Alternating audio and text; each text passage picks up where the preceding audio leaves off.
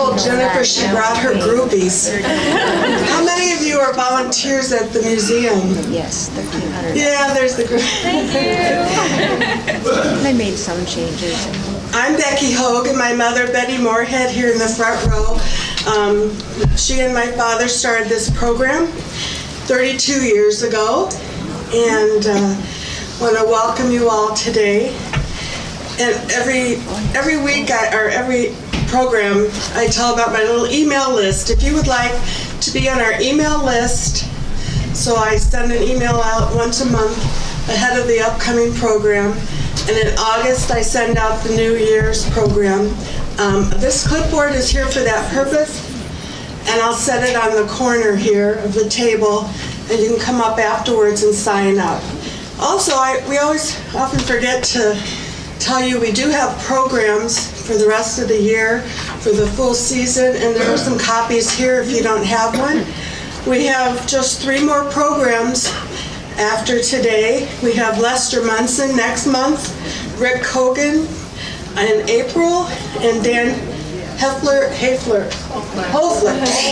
third time. I have somebody else that pronounces it a different way, so Dan Hofler to finish us up in May. Before, I'm going to have Stacy introduce Jennifer, but I want to just mention many of you who knew my dad knew of his long love of Lincoln, even before he retired to Batavia. How many of you went on a Lincoln seminar? Yay! 30 years of Lincoln seminars, even when he lived in Wisconsin, and he'd take a bus tour. He and my mother would take a whole weekend bus tour to all the sites in Springfield, and it was pretty heavy with lectures, and it wasn't just an easy tour. It was very educational. So when I was so happy that George and Stacy wanted to invite Jennifer today to do this book, because first of all, the program has always wanted to invite and welcome new people that are leading different activities in Batavia. So that was a #1 great reason to have her come, just to introduce her to more people. But also because of the tie with Lincoln, and of course this being February, several years ago in one of the books that she's has up here, The Insanity File, was actually written by Mark Neely and launched here at Books Between Bites many years ago when that book came out. So there's a long history, and my parents volunteered at the museum for many years and started the Lincoln Dinner. So how many went to a Lincoln dinner? So, but it's been 20 years since the last seminar, so times do move on, and we're glad that Jennifer is in place to carry on this wonderful heritage in Batavia, and I'm going to let Stacy give the details and introductions. Thank you, Becky. I'm Stacy Peterson, the Adult Services Manager here at the library, and it's my pleasure to be part of coordinating this series. Today, I'm delighted to introduce Jennifer Putzier. She's been the director of the Batavia Depot Museum for the past 2 years, and before that was the curator of the collection at the Aurora Historical Society. You also may see her name because she's a regular contributor to the Kane County History column in Kane County Connects. She earned a bachelor's degree in anthropology from Luther College and a master's degree in humanities from the University of Chicago. She focuses on the history of individuals, the items they have left behind, and how they shaped the world around them. Today she'll be sharing with us some of the ways that even a short-term Batavian like Mary Lincoln helped make Batavia the place we know it is today. Please join me in welcoming Jennifer Putzier.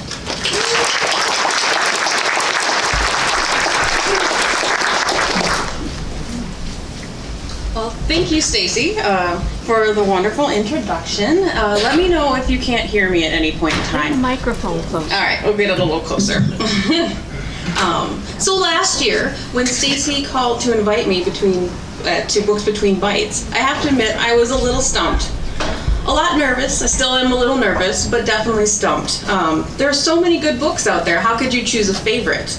and which book resonated with me so much that I wanted to subject all of you to a talk about it. And of course, what would be of interest to you here in Batavia. In the end, I actually ended up choosing a book that was on my someday list. I hadn't actually read it yet, but I'd always meant to, and that book was, oops, let me get my controller here, The Madness of Mary Lincoln. For those that may not be familiar, we have a very special connection to Mary Lincoln here in Batavia. After she was declared insane by a jury trial, she was sent here to Bellevue Place for treatment from Dr. Patterson. When you visit the Depot Museum, which will be open again for the season very shortly, March 4th is our first day, you can actually see the bed and dresser Mary used at Bellevue Place on display. So much of the information about Mary's time of insanity has been lost to history, thanks in part to Robert Lincoln's private nature. Robert Lincoln is said to have inherited secretiveness and closed-mouthness from his father, without, unfortunately, Lincoln's sense of humor to balance it out. But in many ways, it's kind of understandable. Robert Lincoln came of age during the Civil War. He got to see his father and mother both in the press talked about constantly. And of course, he had to deal with the aftermath of his father's assassination and his mother's insanity trial. So what Robert released to the world about his family was really carefully curated, and it's believed that much of Mary's correspondence was lost. Still, occasionally, some of Mary's papers do come to light, and that was the impetus for Jason Emerson to write this book. He was working on a book about Robert when a trail of clues led him to missing letters that had been talked about, but nobody had seen in over 70 years. Because the thrill of the chase is often as exciting as the discovery itself, I'd actually like Jason Emerson to tell you how he discovered these letters. So we'll switch it over real quick. I've got technical assistance.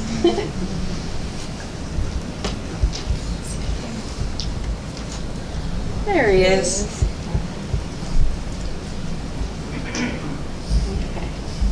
Do that. Now, I found the letters. Sigh of relief. Yes, he's going to talk about it. Yes, when I found the letters in 2005, it all started at Hildene. Actually, I was there doing research for my upcoming biography of Robert Todd Lincoln, and I went there on a very cold, dreary, rainy Vermont day in March. And it was closed at that time. It wasn't open to visitors. And I met with the curator, Brian Knight, and he took me up to the house. And at that time, well, still Robert Lincoln's study is intact.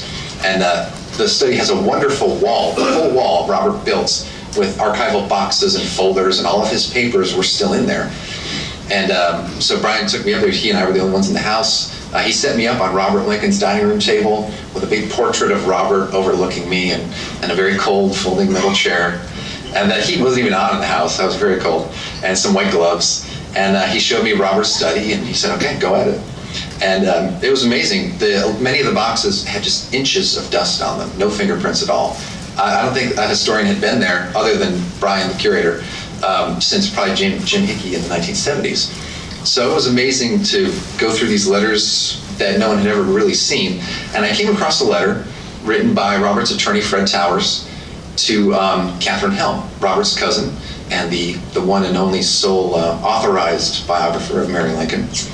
And the letter said, basically, Mrs. Lincoln had a surprise visitor today. Mrs. Myra Pritchard, who was the granddaughter of Myra Bradwell, came to say that she owned 35 letters written by Mary Lincoln to Myra Bradwell, and she had written a book about it, and she had a publishing contract, and she was just calling as a courtesy to let us know that it's going to be published, which was amazing. Of course, I, like all Lincoln scholars, know that the missing letters were out there, so I knew what this was about. So I started digging even faster in the box, and I found another letter by Fred Towers to Myra Pritchard saying that Mrs. Lincoln would love to meet you in Washington, and maybe we can help you with your book. And what I found out later was that Mary Harlan Lincoln did not try to help her. She tried to stop her, which she eventually did. But so I photocopied those two letters, and I brought them home, and I set them aside for a while, and I picked them up again, and in researching, I realized that those letters had never been quoted or mentioned anywhere in any of the Lincoln historiography. Nobody even knew they existed. So then I decided to dig a little deeper. And of course I've been to every Lincoln archive there is, and I know that there is nothing about Mary Lincoln, her missing letters in there. So I decided to try to track down Myra Bradwell and see if any of her descendants were still living. And it took me a few months, and I read a book called Myra Bradwell, America's First Woman Lawyer. And I found the Bradwells' last living relative, Mr. James Gordon, who lived in Wisconsin at the time. And he was a very nice man, and he had a folder full of legal documents which discussed the sale of the letters, the unpublished manuscript, and the quashing of the publishing contract between Myra Pritchard and Mary Harlan Lincoln. And he was very nice. He let me have copies of all of that stuff. And then once I realized that it was a legal matter, which I did not know, I decided to try to track down Robert's attorneys, because I knew he had the same attorney for 20 or 30 years. And after a lot of archival research and a lot of Google searches, a lot of cold telephone calls to complete strangers who probably thought I was crazy, I finally tracked down Freddie Towers, Frederick N. Towers' son, the son of Robert's attorney. And he was a really nice man. I called him up and I said, I'm writing a biography of Robert Lincoln. And he said, oh, Daddy loved Robert Lincoln. And we started waxing for 10 or 15 minutes. It was great. And so finally I was just about to say, well, the reason I called was, and he said, we just found up in the attic Daddy's old trunk from the Lincolns, and in there's some letters that Mary wrote when she was in the asylum. You think they're worth anything? Oh my God, that's why I was calling you. And I was nonplussed. It was amazing. It's a moment every historian dreams of. And Mr. Towers was a great guy. I said, I'm writing about it. Do you think I could look at them? He said, oh, sure. So, he had two sisters, and they had just found the trunk. When I called them, it had been in their attic for 40 years, and they were moving, which is how they found it. They found the trunk, I think it was 1 week before I found them. So if I had called them a week sooner, he would have said, oh, sorry, I don't have anything, which is always amazing to me. But isn't it much more fun when he can talk about it in his own words? And it's always so funny how so much of history depends on where you are, if you are at the right place at the right time. And he was, thank goodness. Perfect. Just give me 1 second. Playing again. So anyway, the letters in the book, Madness of Mary Lincoln, span from 1872 to 1878. So that's 3 years on each side of the insanity trial. There are 25 in total, and 20 of which are actually written by Mary herself. They're written to the Bradwells. None of the letters are originals. They're all photographs of the originals, copies that were rewritten by Myra Bradwell, or ones that were typed in Myra Pritchard's manuscript. The importance of these letters is that they fill in a lot of the plot holes in Mary's story, add to her character, and give a better understanding of her relationship with the Bradwells. Mary's letters from this time are very scarce. Just to give you an example, there are only 10 known prior to this find from 1871 to 1876. So when talking about Mary Lincoln, especially here in Batavia, the most often asked question is, do you think she was insane? So she was deemed legally insane by a jury of her peers on May 19, 1875. This fact, though, does not really convey the nuances of her case, nor the century of debates surrounding it. Her mental health has been discussed and dissected by the American public, by lawyers, by doctors, and historians for over a century. Mary herself did not believe she was insane, though she did admit occasionally to some bizarre behavior. Her son, Robert, did believe that she was insane and needed help. So my intention with this talk is not really to convince you one way or the other, but instead to give you sort of a context of her life so you can see where this book fits into that narrative. All right? So just this past December, Mary Lincoln celebrated her 200th birthday. The pictures here are from the birthday party we threw her. You can see Donna Daniels had joined us as Mary Lincoln. If you're not familiar with Donna, she was actually originally from Batavia, so it's kind of a nice tie-in there. The original Mary was born December 13th, 1818, to a wealthy merchant family in Lexington, Kentucky. Her childhood had an early tragedy. Her mother died when she was just 6 years old. Her father, Robert Todd, remarried, but she never really got along, Mary and her stepmother. The relationship was never very good. It was a priority, though, for the Todd family to educate their children. Mary was bright and well-read and actually attended school all the way to age 20. Sorry, it went forward on its own. I'll have to keep catching it. Mary was living in Illinois in 1839 thanks to a generous invitation from her eldest sister, Elizabeth Edwards. Elizabeth had married Ninian Edwards, son of the former Illinois governor, and had made her home in Springfield. Mary charmed Springfield society. Even William Herndon, Lincoln's former law partner and Mary's harshest critic, remembered her as being a stunning woman full of charm, culture, and grace. It was in the Edwards' front parlor that she met the young Abraham Lincoln, a lawyer, and the pair were wed in the same parlor November 4th, 1842. Robert, their first child of 4, was born the next year. The Lincolns loved children and were very indulgent parents. So to know Mary was to know that her personality was a mix of highs and lows. She was intelligent, witty, vivacious, and cultured, but she could also be petulant, snide, nervous, excitable, and was often perceived as selfish or greedy. I love this quote from one of her cousins. Mary was very highly strung, having an emotional temperament much like an April day, sunning all over with laughter one moment, then crying as though her heart would break. So Mary's emotions were visible to anyone who knew her, and they came on suddenly and were deeply felt. Tragedy struck the Lincoln family in 1850 with the death of their son Eddie, age 3, from consumption. Mary would not eat or sleep for days. Fortunately, though, Mary had her husband and her son Robert to share her grief, and actually another baby on the way. Their third child, Willie, was born later that year. There's the Lincoln family at home. The Lincoln's last child was Thomas, or Tad, and you can kind of see him there at Mary's knee. He was born in 1853. Lincoln rose to political prominence, and in 1861, he became the 16th President of the United States of America. Mary loved being First Lady. It was one of her dreams, actually, to be on the First Lady. But unfortunately, she was not fully welcomed into Washington society.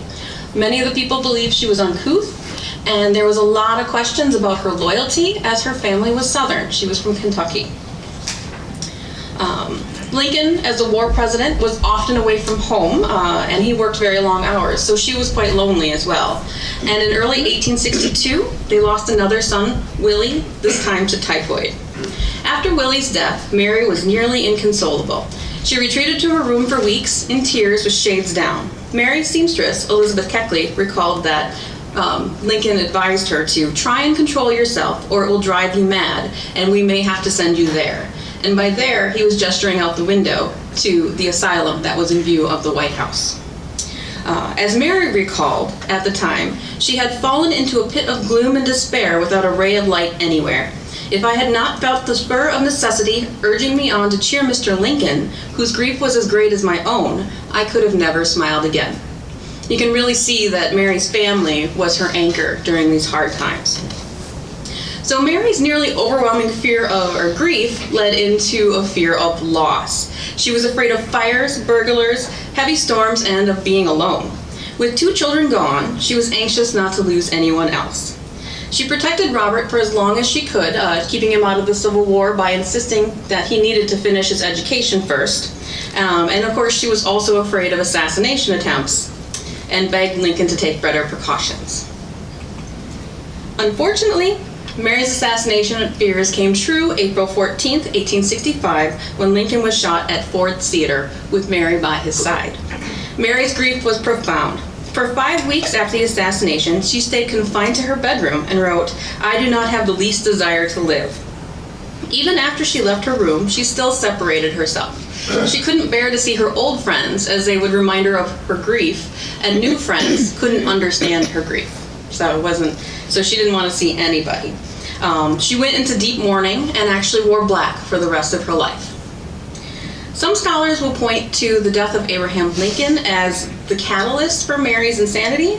And of course, she was deeply affected by the murder. It was traumatic and frightening and changed her entire world. But by pinning her entire mental state on this event, you really lose out on the fullness of who Mary was. Lincoln is such a massive figure in history, in both American history and, of course, her life. It's easy to overshadow Mary. But she lived and loved and feared before then, so she was a real person beyond, of course, the assassination. And as mentioned before, Lincoln noted her dark moods and dealt with the fallout from her mania himself, especially when it came to spending. She was known for spending excessively, being called penny wise but pound foolish. One example is when she was in the White House, she was granted $20,000 by Congress to finish or, spruce up the White House because it was falling into a little bit of disrepair. She managed to overspend by $7,000. And of course, you got to think, this was during the Civil War. The Congress was having trouble supplying all the troops, and here Lincoln had to go hat in hand to Congress to cover these debts that she had incurred, so it was quite embarrassing. But shopping and possessions were one of Mary's comforts and joys. During their marriage, Lincoln acted kind of like a buffer between Mary and the world. He was known to indulge her, and Keckley wrote in her memoirs, when he saw faults in his wife, he excused them as he would excuse the acts of a child. Mary wrote of Lincoln, he was from my 18th year, always, lover, husband, father, and all to me, truly my all. So without Lincoln as a grounding force in her life, her behavior did become more erratic, and unfortunately, her privacy was also less respected. So I don't think that the assassination was the start of the event, but it definitely did exacerbate it. So after the assassination, it came to light that she owed shopkeepers quite a lot of money, at least $10,000, but some estimates have it upwards of $70,000. Just as a comparison, Lincoln's yearly salary was only $25,000. And of course, when he was no longer president, that stopped. There was no pension in place at that time, so Mary's income drastically reduced. But of course, in her grief, she continued to spend. Sorry, it's getting a little faster on me, but I'm getting up to the slide, so that works okay. This slide is actually from the old clothes scandal in 1867. Mary became so preoccupied by money and the idea that she was to be destitute that she attempted to sell some of her old clothes in 1867. And of course, Mary's old clothes, a lot of them weren't even worn, so it wasn't exactly like she was selling rags or anything. They were all beautiful new clothes, but the sale and the circumstancing surrounding it were actually considered quite vulgar and an embarrassment to Lincoln's memory by both the public and the press. Hardly anything sold. In 1868, Mary and Tad left for Europe the day after Robert Lincoln's wedding. It was ostensibly for her health, but really it was an escape, just from the embarrassment and the grief and all of those things. She sought relief in Europe. Mary and Tad spent 3 years in Europe and returned in May 1871. There were two things that had happened by then that made her return easier. She had successfully lobbied Congress for a pension, so she now had an income of $3,000 a year, and her first grandchild had been born. So Tad was quite excited to meet his niece, but unfortunately his return proved fatal. He contracted a cold on the journey. His condition steadily worsened until he died July 15, 1871 from pleurisy. So at this point, we're actually now entering the timeline of those letters that are printed in the book. Actually, let's go back real quick. Let's go forward here. This is the first letter that was printed. It is from 1872, so a year after Tad's death, and it reads, "My dear Mrs. Bradwell, please inform me what has become of your own dear self. I am very anxious to see you, and I wish you would call in a day or two. I can scarcely understand your neglect, dear friend. Come very soon and present my kindest regards to your good husband and your daughter. Before 3 days have passed, I want to have one of our old-fashioned chats together.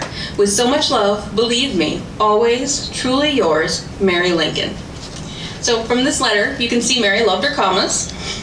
She has lots of them. And, I mean, it's a sweet note. It is a very sweet note to a friend, but you can sense the underlying neediness and loneliness in it. So from 1871 to 1875, the year of her insanity trial, Mary was essentially a wanderer. She sought solace in her grief from health spas, spiritualists, friends, and family all over North America. Mary had suffered poor health throughout her entire life, but it was most clear at times of adversity or loss, and it was no different during this time. There are 3 more letters in the book to Myra Bradwell, And all of them, 3 more letters before the trial, and all of them have a reference to some sort of illness in them. It's recorded that Mary suffered from migraines, chills, boils, joint pain, incontinence, insomnia, just a small list among a lot of other things. Not all of her illnesses were physical either. In the letter from 1873, Mrs. Lincoln mentions that her doctor warned her against seeing an old friend, quote, lest it may renew my nervousness in recalling the past and happier times. Many scholars, including Jason Emerson, believe that she used her health to garner attention and sympathy. Looking at it in maybe a little bit more charitable light, her health was all that she really focused on. There was no good she felt in her life at that point, so that's what she had, was her health. These were very dark days for Mary. Early 1875, Mary was wintering in Florida. She referred to this early part of the year as her season of sadness. Well, both Willie and Eddie had died in February, and in 1875, we were coming up on the anniversary of Abraham Lincoln's assassination, which was in April. March 12th, Mary became irrationally convinced that her son Robert was deathly ill. She sent a series of telegrams, including this one. It reads, "My dearly beloved Robert T. Lincoln, rouse yourself and live for my sake.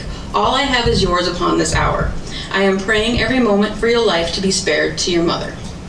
Robert was perfectly healthy and concerned. He discreetly telegraphed the station master, inquiring whether his mother was in any trouble mentally or otherwise. The station master responded that she seemed nervous and excitable. Mary had, in the meantime, telegraphed Robert again with the message, "Start home for Chicago this evening. Hope you are better today. You will have my money on arrival."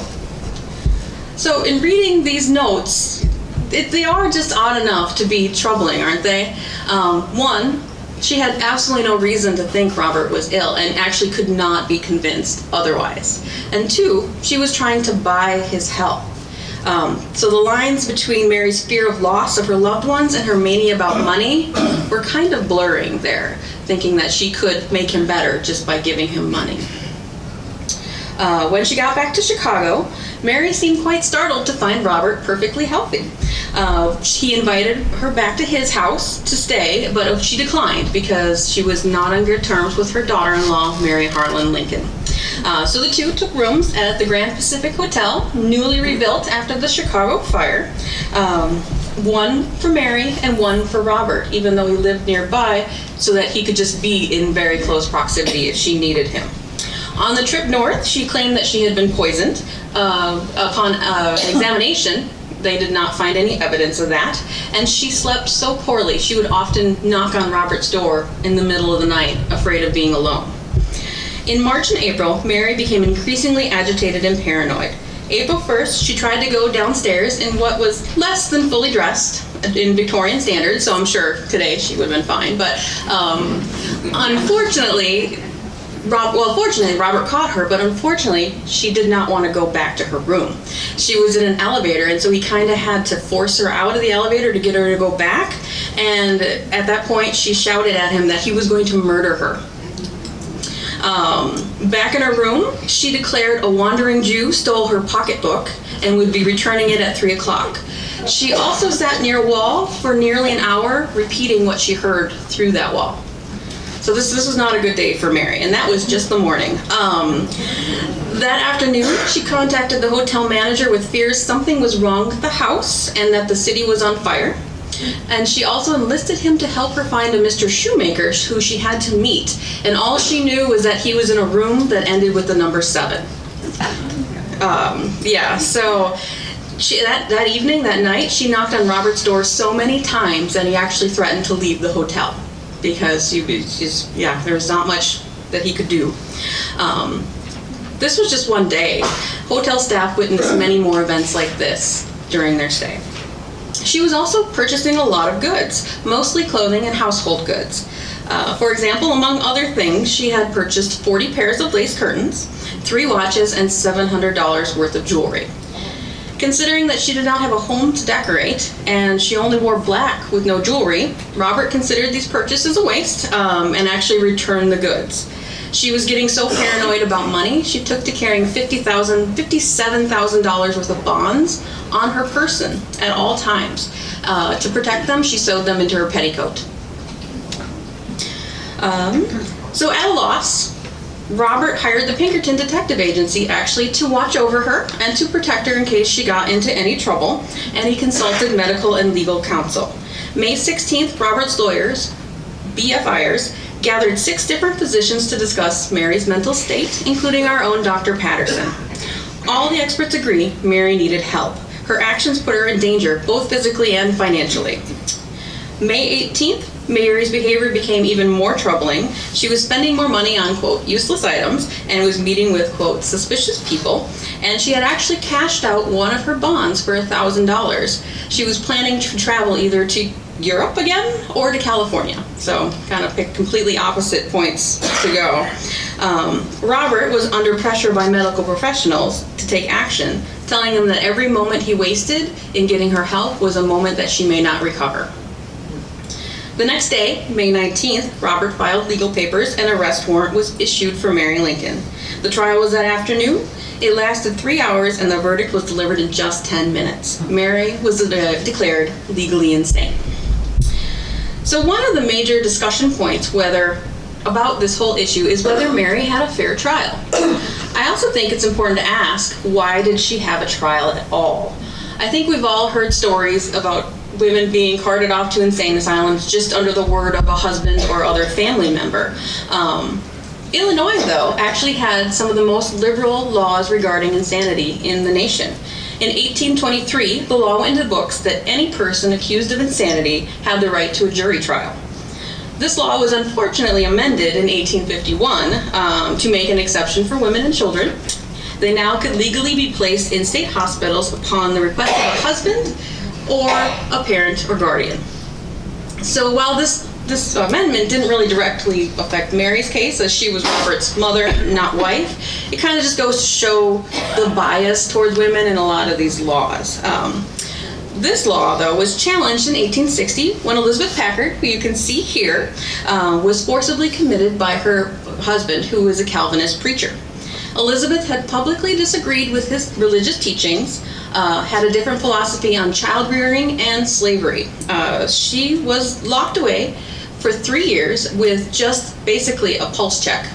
That's the extent of the physical examination.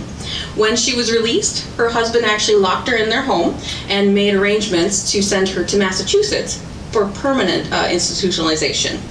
Thankfully, though, house arrest is not legal in Illinois. She was able to take him to court and publicly state her case. She was declared sane and began lobbying against the law that got her put away.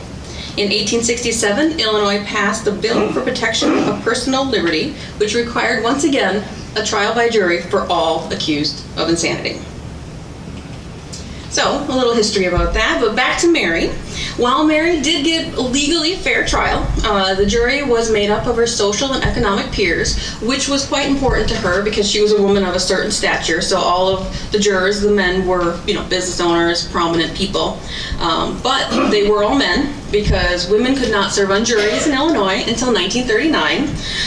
So while the case and the trial were legal, Mary did not have much time to prepare. Concerned that she would do something rash, she was served with her arrest warrant right before the trial was to commence and then escorted to the courtroom. Instead of preparing herself or defending herself, she spent the time before the trial basically railing at her escort and her son. She was very angry.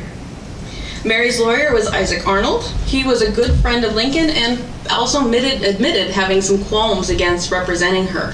He did think that she was mentally ill. But Mary never did appoint her own lawyer, and she did not testify in her own defense. In fact, during the 3-hour trial, she said nothing at all.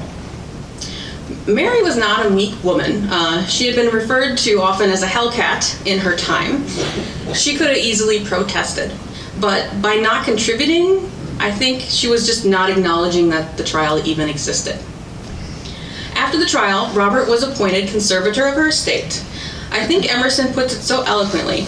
After losing her parents, her friends and family, her children and her husband, her social position and public respect, Mary Lincoln had now lost her freedom, and more importantly to her monomaniacal mind, her money. Here we have Mary Todd Lincoln's verdict on the left and the arrest warrant on the right. The warrant is actually for after the trial, and I think it's pretty interesting because you can see, oops, I have a pointer here, right here, Richard Patterson, Dr. Patterson, was actually given the right to arrest her. And you can see here, they had to cross off the, the Northern Illinois Hospital for the Insane in order to put in Bellevue Place in Batavia. So it was only through Robert's influence and money he was able to secure her private hospitalization rather than sending her to the public insane asylum. All right, so on to Bellevue. Here we go.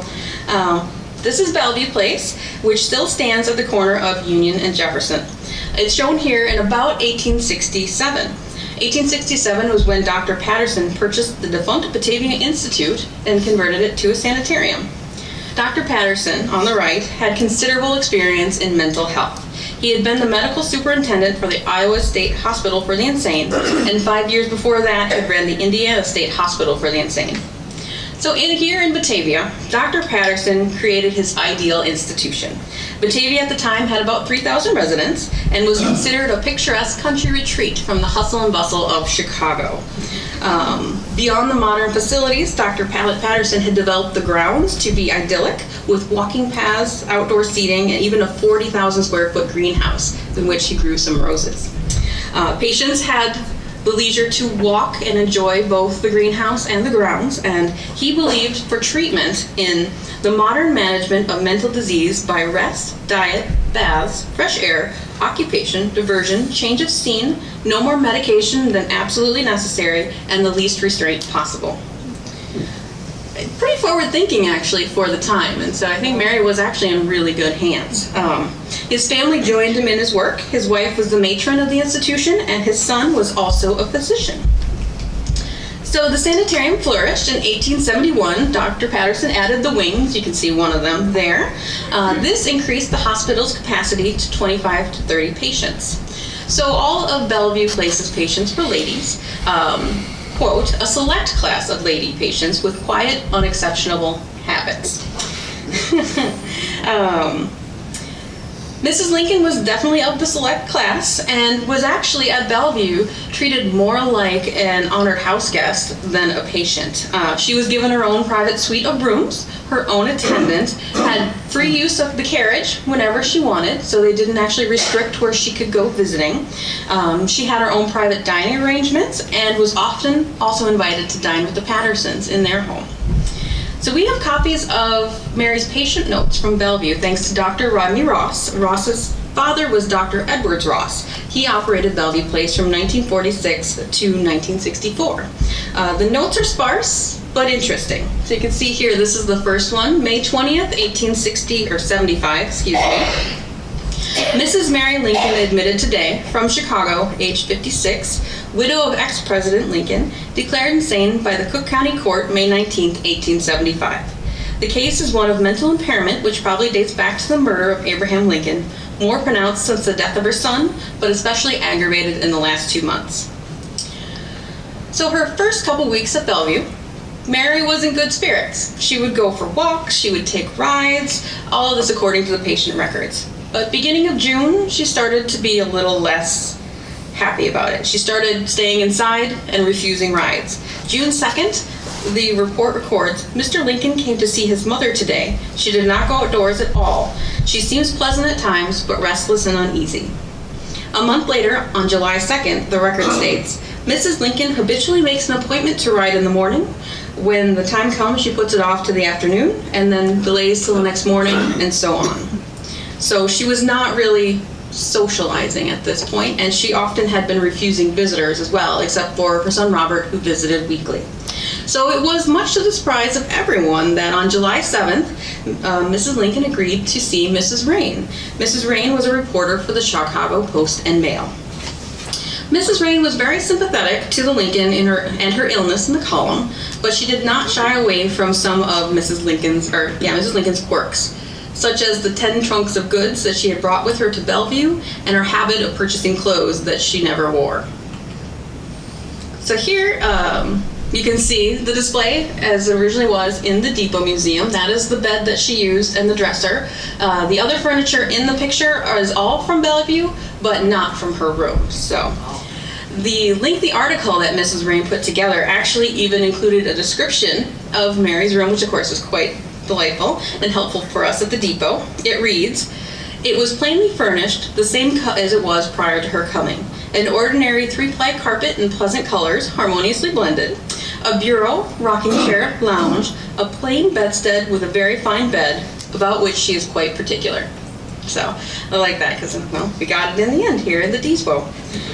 Mrs. Rain went on to say, "No encouragement is held out that Mrs. Lincoln will ever become permanently well, but she could not be in a better place for her complete restoration." So even Mrs. Rain thought Bellevue was a lovely place. If you get a chance, though, you should check out the rest of the article. It's quite lengthy, and we do have it on file at the Depot. Her writing is quite delightful, and I'm actually going to read to you how she introduces Batavia. "You cannot imagine a cooler, shadier, more delightful retreat from the noise and the heat of the city than this beautiful little island town, with its charming surroundings, nestled cozily in the green hollow of the Fox River Valley, a lovely undulation of hill and dale threaded by a beautiful river, about whose borders a dense foliage casts lingering shadows. No picture on canvas can rival the landscapes I have seen here." Isn't that lovely? And by the way, that was only 2 sentences. Yes. She was quite the writer. Mrs. Lincoln seemed cheered by her visitor and began to socialize more, leaving her rooms and even sitting outside on the front steps. On July 15th, she brought up the idea of leaving with her doctor and possibly going to go live with her sister in Springfield instead of staying at Bellevue Place. She brought it up again with Robert on his next visit, and Robert encouraged her actually to write Elizabeth because the 2 sisters had been kind of estranged, so I thought, well, this is a good opportunity for them to patch it up. So that afternoon, Mary had her letter ready and asked to go ride to the post office to drop it off. So this was obviously unusual. She had been refusing to leave and take her carriage rides. Even more unusual is that she insisted on getting out of the carriage and mailing them herself. This was so odd that I actually mentioned it in the patient notes. So, the very next day, General Farnsworth of St. Charles came to Bellevue and raised some concerns about Mary. That she wanted her liberty and felt confined, according to the patient notes. General Farnsworth did admit that she looked better and that she still didn't sound completely sane, but, quote, "she could not do much harm," unquote, if freed. This was, with caveat that somebody controlled her estate, so she wouldn't just spend all of her money. So Dr. Patterson knew that Mary had been deceitful in her letter mailing the day before, but it wasn't until the new letters came to light in The Madness of Mary Lincoln that we actually know what series of events occurred. Mary did not write her sister, or if she did, it wasn't the only letter she wrote. She also did not contact General Farnsworth directly, which was assumed in the patient notes. She wrote her old friends, the Bradwells, enlisting their help. Oops, did I miss? Oh, this one. Here we go. This is the letter that she wrote. It's a little hard to read, so I will read it to you. "My dear friend, Judge Bradwell, may I request you to come out here just so soon as you receive this note. Please bring out your dear wife, Mrs. William Sturgis, and any other friend. Can you not be here tomorrow on the noon train? Also bring Mr. W.F. Story with you. I am sure you will not disappoint me. Drive up to the house. Also telegraph General Farnsworth to meet you here. With much love to Mrs. Bradwell, believe me, truly yours, Mary Lincoln." A little postscript at the bottom reads, "Please pardon me if I mention that I will meet the expenses of your trip, M.L." And another postscript on the side, you can see it written sideways. "In the event of Judge B not receiving this note in time, please come out on the afternoon train, M.L." So she was pretty insistent that they come see her at Bellevue. The letter doesn't say why, but she was definitely orchestrating something. The names of the people on this list are all rather influential people, so she was kind of name dropping there. W.F. Story in particular was the editor of the Chicago Times. And actually, the idea of using the Bradwells as a conduit was one of the smartest things that Mary could have done. They immediately began to rally support for Mary's release, much to the dismay of Robert and Dr. Patterson. Here we go. There are the Bradwells, Judge James Bradwell and Myra Bradwell. They were a very dynamic and influential couple. They were both longtime friends of Mary and Abraham Lincoln, and they were considered early feminists. They had a particular interest in women's rights after marriage. So, I don't know if you heard before in Jason Emerson's part, he talked about Myra Bradwell, America's first woman lawyer. Well, in 1870, Myra Bradwell took the bar exam here in Illinois and passed with high marks, but they refused to admit her to the bar. They did this on the basis that she was a married woman and therefore could not enter into any contracts because she already had an overriding contract in place with her husband. This was overturned in 1890 at least, when then they did admit her, just a couple years before her death, to the bar and retroactively dated it to when she took her exam, which is how she got to be America's first woman lawyer. So she couldn't work in the law that way, so she turned her attention to the law in other ways. She established the Chicago Legal News, which she actually had to change a couple laws in order to be both the owner and editor of, because she couldn't be as a woman, and also drafted bills such as the Illinois Married Women's Property Act in 1861. In their work, the Bradwells actually became friends with Elizabeth Packard, who we talked about earlier, who had been committed against her will. So in their zeal and for their fight what they believed was right, the Bradwells did see a lot of similarities between Elizabeth Packard's case and Mary Lincoln's case. So the Bradwells started visiting, and in the views of Dr. Patterson and Robert, were exciting Mary to a detrimental degree. They supported her talk of leaving Bellevue Place. They built a case of injustices against the institution, claiming that Mary was behind bars, which she had not been, that the conditions were inhumane. It was not inhumane at all, and though she was sane, she soon would be driven insane by fraternizing with the other patients, which she didn't really do that much of either, so she pretty much kept to herself. So instead of actually attacking Robert in trying to get Mary released, they attacked Dr. Patterson, which was a smart route to go because Robert was a very sympathetic public figure, where Dr. Patterson, they didn't know as well. So his professional reputation was now at stake. Judge Bradwell published all this in an open letter to Dr. Patterson with exaggerations and claims, and Dr. Patterson answered in kind in the newspaper with his own rebuttal. Mary's case was being played out in the court of public opinion with little regard to the law or medical opinion. Mary was relentless in her campaign, granting interviews to reporters, pleading with her sister to let her live with her, and encouraging the Bradwells to continue to fight on her behalf. This is quite the abbreviated version, as you can guess. This actually feels a little bit more like a Lifetime movie than history, sometimes with all the twists and turns. Justifiably exasperated, Robert saw little choice other than allowing his mother to go live with his Aunt Elizabeth. The medical prognosis was not good. Dr. Patterson did not feel that she would get any better by not being at Bellevue, but unfortunately, keeping her at Bellevue wouldn't have helped either. She just had a very single-minded goal, not to be there. So she was released and moved to Springfield with her sister September 10th, 1875. Due to the way the law was written, Mary's sanity could not be retried until a year after the original trial. Those that were declared insane could not be in charge of their money, and they could not enter contracts. Mary, of course, chafed at the fact that she did not have control over her own money, and even more so that Robert, her son who put her away, was in control of her money.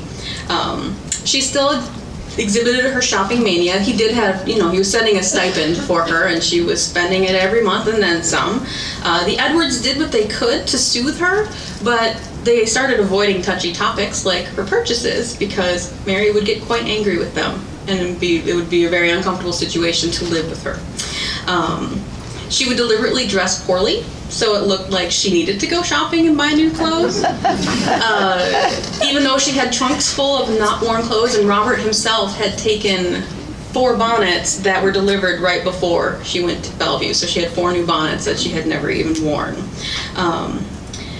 she just got madder and madder at Robert. She started demanding all of her possessions back, so he sent everything, all of the trunks that he had been holding, and then she started demanding things that she had given to the younger Lincolns as gifts. He sent what he could, but some of them were things that he'd given to the children, and they were worn out and thrown away, so they were just things, she just wanted everything back. In her anger, she actually did plot against Robert's life. Yep, the Edwards warned Robert that she had begun to carry a pistol and had several occasions hired 2 men to kill him. So she was not a happy girl. She was very, very angry. Prior to the second trial, though, there we go again, that would determine if Mary's sanity was restored, Mary and Robert did come to an arrangement. He would not present evidence or object if they found another conservator for her estate, and that on the terms that she would not touch any of the principal so that she could continue having an income to live off of. Mary agreed to this, and after a very short trial with 0 expert testimony, Mary was declared sane. Mary still wasn't exactly happy with this verdict because she never considered herself to be insane, so therefore being told she was sane was a bit of an insult. But what can you do? So this letter is from a few days after the trial, written to Myra Bradwell. It's much longer than what you see here. This is only the first couple pages, but it is chock full of Mary's wrath towards Robert. In it, she calls for divine retribution against him for the unjust suffering he put her through. She goes on to say, "My heart fails me when I think of the contrast between himself and my noble, glorious husband, my precious sons, who have only gone before and are anxiously, I am sure, awaiting reunion, where no separation comes. And so I told him, RTL, that he could not approach us in the other world on account of his heartless conduct to the wife of a man who worshipped me as well as my blessed sons did." In the letter, she also goes on to ask the Bradwells to use their, quote, sharp pens to, quote, write Robert up in the newspapers so that the whole world would know what a villain he was. The letter is in whole printed in the book, and it's just, you read it and you're just shocked to see this attitude towards, a son, a mother to her son, but she was very, very angry. And that anger took a long time to fade. They did not reconcile for years. After being declared sane, Mary left her sister's house for Europe. She spent many years in France and visiting the continent, and her letters alternate between missing Myra Bradwell, asking her to visit, reflecting on her surroundings, and speaking of her illnesses. In 1880, Mary's infirmity was too great, and she had to return to her sister's home in Springfield. Mary's mania for spending had not abated whatsoever. She came to the Edwards' home with 64 trunks of goods. The estimated weight of these goods was 8,000 pounds. And it was so great that actually one of the Edwards' maids quit because the maids' quarters were under the room where these were stored, and she did not want to sleep there. Mary's health continued to deteriorate, though, and she died, most likely from a stroke, July 16, 1882, at the age of 64. So, that was a very quick overview of Mary's life, and I'm actually curious, by a show of hands, who here thinks that Mary was mentally ill? It's a pretty good number. And who thinks that she was sane? Yeah, so you can see there's the scent. It's amazing, and after all these years, and there's just so much to this story, twists and turns, and so every time new letters like this come out, there's another resurgence of debate. One of the interesting parts of the book was actually tucked away in the appendix. There was an evaluation of Mary by Dr. James Brust, a psychiatrist. So he takes into account her physical symptoms, her behavioral symptoms, life circumstances, and he puts them into the modern multi-axial framework that psychiatrists use today. So while fully acknowledging the difficulty in diagnosing someone from the past, he comes to the conclusion that Mary was bipolar. So to quote Dr. Brust, That's not insanity. modern psychiatric thought sees bipolar disorder as biologically based. Though episodes may be precipitated or worsened by unhappy or stressful life events, they will not occur at all without the requisite biological and biochemical underpinnings. So Mary's highs and lows were just a part of who she was. The traumatic events definitely worsened them, but the illness was still a part of her, if you believe, that she was bipolar. Dr. Brust does wrap up by giving a professional nod to Dr. Patterson. One final irony in the debate over the insanity episode is that Mrs. Lincoln improved while at Bellevue Place, and while not fully well, she was certainly more stable and better to able carry on with life than when she first entered. So at least she got some help. So in the end, there is no denying that Mary had a sad life. And it definitely took toll on her mental stability. She deserves our sympathy and understanding, and then she was quite fortunate to get the help that she did, albeit briefly, at Bellevue Place. As more documents like the one Jason Emerson recovered are found, a more complete picture of Mary emerges. More than just Abraham Lincoln's wife, more than Robert Lincoln's mother, and I hope more than just insane. So, thank you.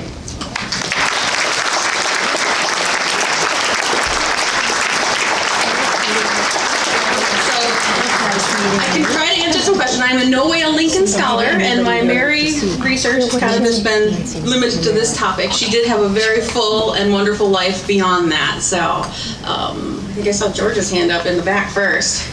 A question about maybe in the last 10 years, an archive came to light that was owned by the descendants of one of the doctors or somebody at Bellevue Place. Apparently when this doctor and his family left Batavia, they took some documents, whether they should have taken the documents, I guess it's debatable, but it included some ledgers about her stay there, some documents and things like that. Were those part of this book's research? And they went on the auction block, I know, and they ended up, the Historical Society was outbid, and they ended up in a museum in Kentucky. Is that what some of this stuff is? Yes, and so what he's speaking of, Dr. Daniels, when he sold the business to Dr. Ross, basically left Bellevue and took some of the patient records with him, including these two documents right here, the copy of the insanity verdict and the arrest for Mary Lincoln after the trial. So they did go up in the auction block, and these are pieces that we had thanks to Chris Winter. She put them in the display at the Depot Museum. They are currently at the Fraser History Museum in, is it Lexington? Well, it's in Kentucky. Louisville, Kentucky, thank you. So the pieces that I had access to are the ones in the display. So there are two pieces like that in this, yeah. Yeah? The time that she was the First Lady, what was her societal life like as the First Lady during the years that she was in the White House? Did she socialize with anybody? Part of organizations, anything? Well, part of the reason that she wanted to fix up the White House was because she wanted to be able to host receptions and do more social things that the presidency hadn't been doing in a while. And so that's one of the reasons that she needed to upkeep the House. So she was trying to be a foil to the terrible war effort by hosting, nice events and things like that. And she was behind the scenes politically involved. So she and Lincoln did confer on a lot of things, and there is evidence when she and Lincoln disagreed, she would often write other congressmen to try to convince Lincoln to think of her, to get her to the way her thinking. So, as I said, she was not a meek woman. So the fact that she did not speak up for herself was just really interesting and unfortunate. Yeah? I would just like to make a comment that I finished reading a book, Janet Lee. It's about Jackie Kennedy. I think it was called Janet, Jackie, and Lee. I don't remember the author right now.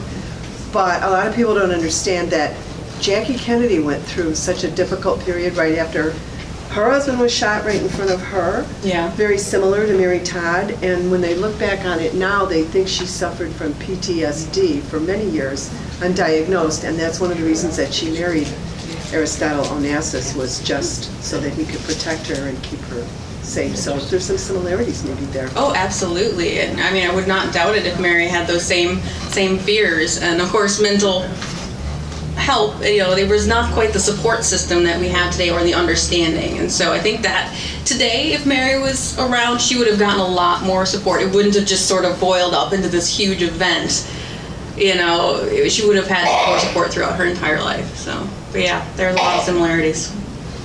Yeah.